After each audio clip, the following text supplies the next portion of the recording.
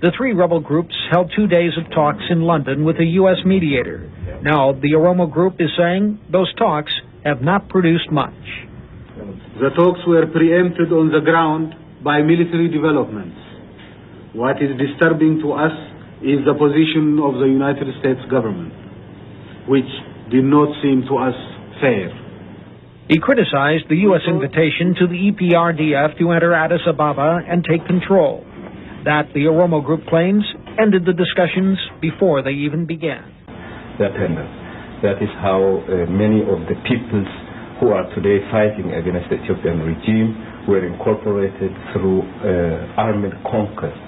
Through this armed conquest, my people, the Oromo people, along with the Somali, the Walaita, the Hadiya Kambata, were included into the Ethiopian empire state, and they lived for now close to a century in a situation of colony as second-class citizens.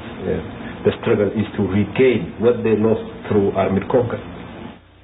That is Johannes Latta, who is a representative of the Oromo Liberation Front, one of the three organizations, the main organizations participating in the ongoing civil war, so to speak, in Ethiopia, the other two being the Tigray People's Liberation Front, and the third, the Eritrean People's Liberation Front.